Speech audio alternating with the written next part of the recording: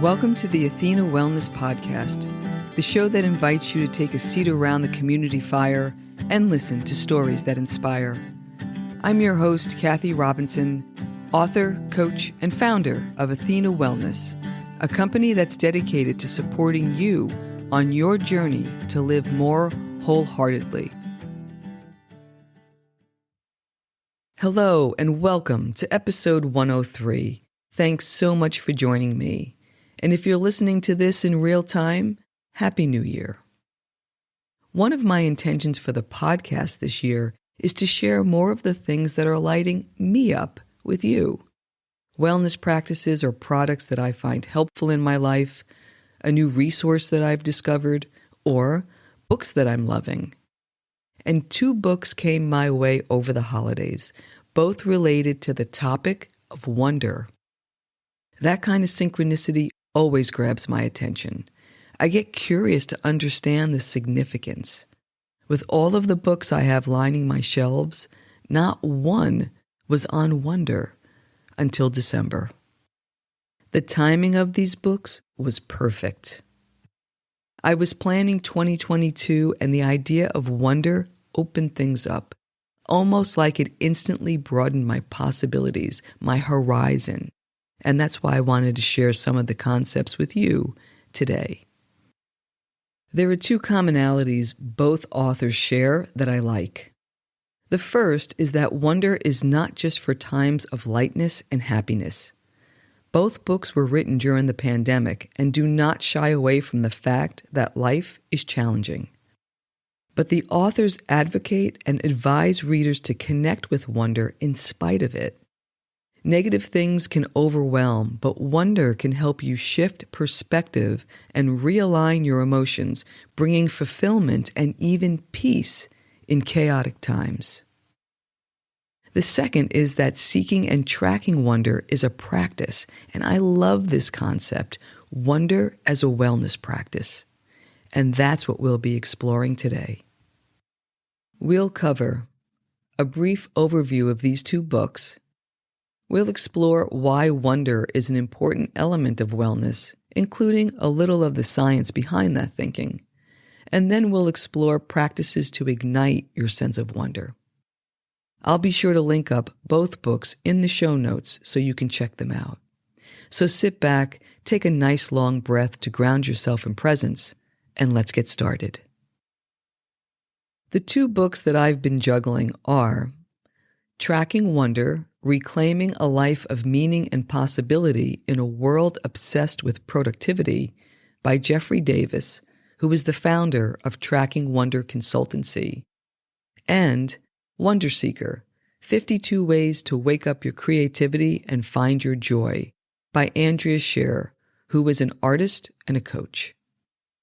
Tracking Wonder is a story-driven, research-referenced kind of book with a nice framework, practical exercises, and lots of questions to ponder. Wonder Seeker is like a playful piece of art that you can flip through at random whenever inspiration is needed. Here are a few highlights from each author on the topic of wonder. We'll start with Tracking Wonder. Jeffrey Davis defines wonder as a heightened state of awareness that is brought on by something unexpected that delights, disorients, or both. He quotes research that has found that moments of wonder can actually pause the fight or flight response and open us to possibility beyond ourselves. He diligently categorizes 6 facets of wonder into 3 tracks that can lead to a more fulfilling life. Track 1. Living more creatively by cultivating openness and curiosity. Track 2. Building resilience through exploring bewilderment and hope. And track 3. Deepening relationships through connection and admiration. Why did he decide to use the word track? It's the invitation to shift from a state of knowing to one of not knowing, and to look for wonder in ordinary moments, like catching a glimpse of wildlife on a walk through your own neighborhood. The second book is Wonder Seeker. I devoured this book in one day, listening to it on Audible while flipping through it, pausing from time to time to do an exercise. It's the kind of book that you want to hold in your hands. It just feels good. It's smallish, has round edges, matte finish, and there are beautiful photos that the author took throughout. Lots of space to wander, to explore, to write, and to dream. The book is divided into sections of places to find wonder: in nature, in yourself, through creativity, connection, acts of kindness, and my favorite, in the everyday. There are related experiments in each of the sections that you can try and see what works for you, 52 in all. It can be read from cover to cover as I did, but you don't have to read it in a linear fashion. You can just pop it open to a random page and see what pulls you in. Book as oracle. You gotta love that. In the book's introduction, the author defines Wonder Seeker as someone who actively looks for things that delight them, is curious and kind, vibrant and open-hearted, doesn't step over what's hard and only look for the bright side or put on a happy face to avoid what's painful. A wonder seeker knows that by turning toward what's difficult, by working with what's true, even if it's hard, we become more brave and resilient. So now let's take a look at why wonder is an important element of wellness. At its essence, wonder is an emotion that allows us to pause to observe something meaningful or lighthearted. Wonder encourages us to stop and notice at the marvels of our life, both big and small. And with that new perspective usually comes a feeling of warmth, openness, and positivity. We sense that we're part of something greater and we have a purpose in the grand scheme of things. These are all feelings of well-being. In addition, to invite more wonder into our lives, two things are usually suggested and both relate to optimizing our wellness. The first is slowing down in mind, body, and spirit. And the second is opening ourselves to new experiences. So the practices we'll be reviewing shortly are all, in some way, wellness practices. And there's science to back this up. In the show notes, I'll link to a 2015 article entitled, "Can Awe Boost Health?", which referenced findings from UK Berkeley researchers. What they found was that positive emotions, especially the awe we feel when we experience the beauty of nature, art, and spirituality, lower the levels of pro-inflammatory proteins called cytokines. In other words, wonder is an anti-inflammatory remedy. To quote the co-author of the study, quote, "That awe, wonder, and beauty promote healthier levels of cytokines suggests that the things that we do to experience these emotions, a walk in nature, losing oneself in music, beholding art, has a direct influence upon health and life expectancy," unquote. As a wellness coach, what I love about experiencing wonder is that it's all-encompassing. It engages all of our senses in a way that brings us alive. It engages our mind as we work through the bewilderment of the encounter. And it engages us spiritually by feeling a sense of transcendence, connected to something beyond ourselves. In reading these books, I realized that the things I value from a wellness perspective, being present, feeling connected, being open, and having a reverence for life, are all elements of wonder. Who knew? I also realized that the time I've spent in nature in northern New Jersey since the pandemic began has been a portal to wonder. There have been countless moments of delight, noticing how light reflects on the water, being stopped in my tracks when spotting a heron, and feeling awe when a large male bear ambles across my yard. The more time I spend in wonder, the more I renew my energy and reduce the negative loops that can catch me from time to time. In making that choice, I can consciously boost my well-being.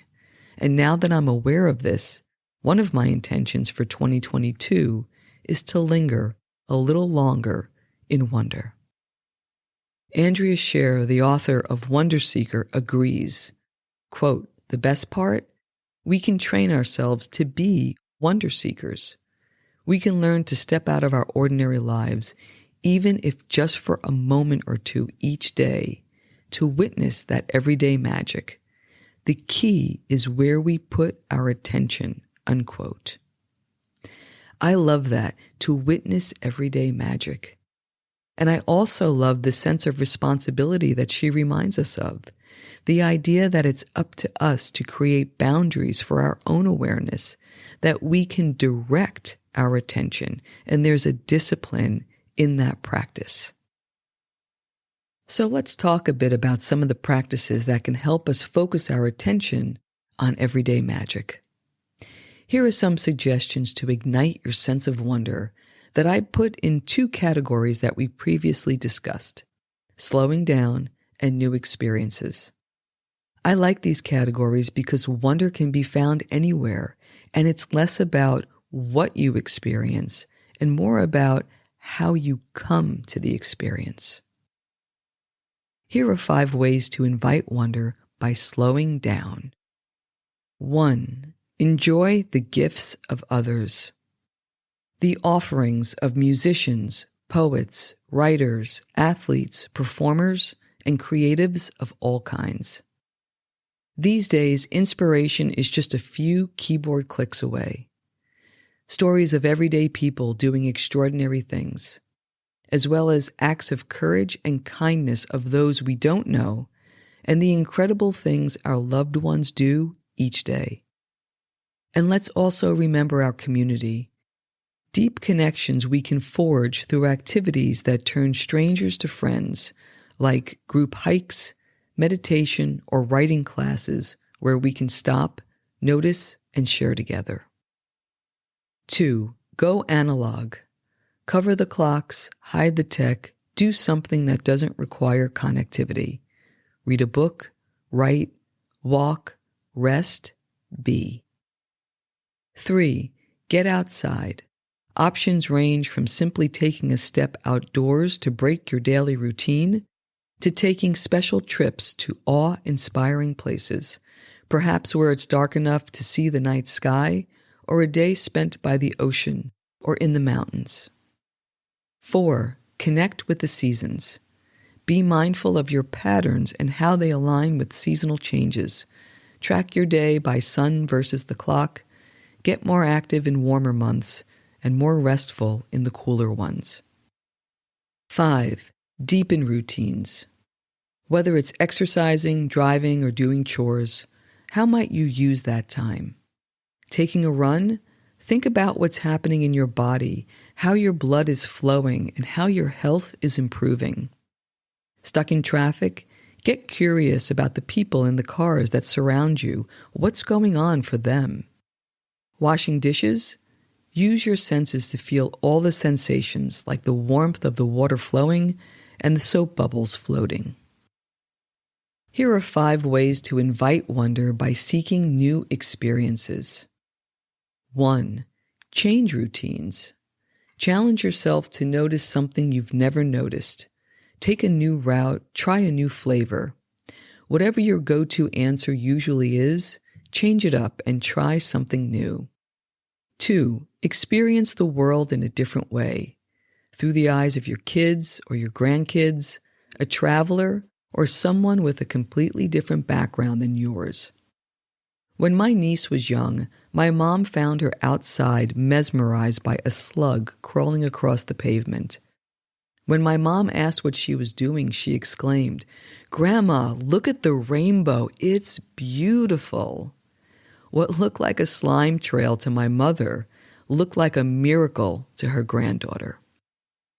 3. Utilize different vantage points.